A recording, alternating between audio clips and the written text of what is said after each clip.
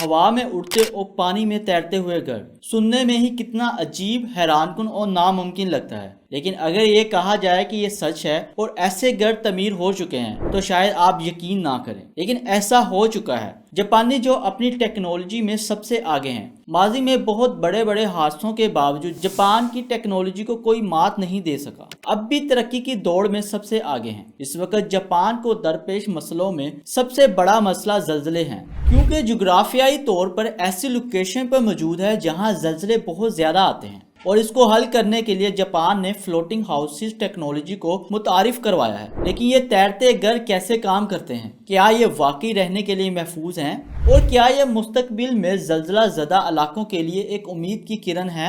इन सवालों के जवाब जानने के लिए हमारे साथ रहिए। जापान जल्जलों से सबसे ज्यादा मुतासिर होने वाला मुल्क है और इसे साल में औसतन 1500 छोटे बड़े जल्जलों का सामना करना पड़ता है। न सिर्फ जल्जले बल्कि सैलाब और सुनामी जैसी आफतों का भी सामना करना पड़ता है, जहां लोग अक्सर इस कुदरती आफत के खतरे के साए में जिंदगी बसर करते हैं। वहीं इन हालात ने जापानी जहनों को भी बेमिसाल बनाया है। वो न सिर्फ जल्जलों और सैलाबों से बचाव के तरीके वज़ा कर रहे हैं, बल्कि ऐसे हल भी ढूंढ रहे हैं जो तबाही के बाद जिंदगी को दोबारा शुरू करने में मददगार हों।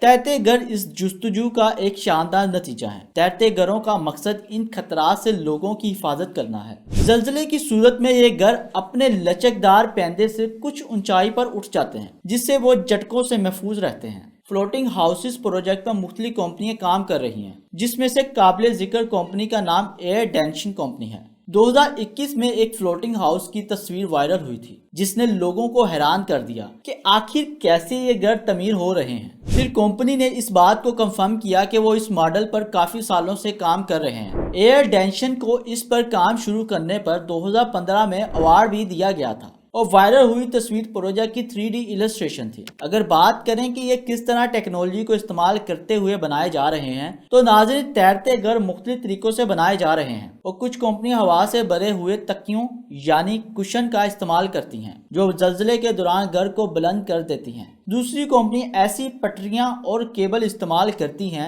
जो घर को जमीन से जोड़े रखती हैं। कुछ डिजाइनों में तो मकनातीसी ताकत का सहारा लिया जा रहा है, जो मुस्तकबिल में तैरते घरों को मजीद जदीद और मौसर बना सकता है। कुछ घर जदीद सेंसर्स, कंप्यूटर प्रोग्राम्स और इंजीनियरिंग के जदीद तरीन नजरियात का इस्तेमाल कर रहे हैं। जल्जले के झटकों का पता लगाने वाले सेंसर हवा के तकियों को फैलाने या मकनातीसी मैदान को फ़ाल करने का इशारा देते हैं। फिर कंप्यूटर प्रोग्राम इन निज़ामों को कंट्रोल करते हैं ताकि घर को महफूज तरीके से बुलंद किया जा सके। एयर डेंशन कंपनी के ज़ेरे साया बनने वाले घरों का मॉडल सेंसर बेस्ड है, यानी घर में सेंसर फिट किए जाते हैं। अगर जमीन में जल्जले से बनने वाली लहरें महसूस हों तो अगले आधे या पूरे सेकंड में घर की बुनियाद में बने हुए एयर टैंक में हवा बनना शुरू हो जाएगी, जो घर को जमीन से 3 सेंटीमीटर तक ऊपर उठा देगी, और 90 सेकंड तक घर उससे हवा में रह सकता है, जो कि सुनने में एक थोड़ा अरसा लगता है, लेकिन 1.5 मिनट का जल्जला बड़ी बड़ी इमारतों को मस्मार कर सकता है, और उसके बाद घर आहिस्तगी से अपनी असल पोजीशन पर वापस आना शुरू कर देता है। ये टेक्नोलॉजी अभी तक अपने इब्तदाई मराहिल में है,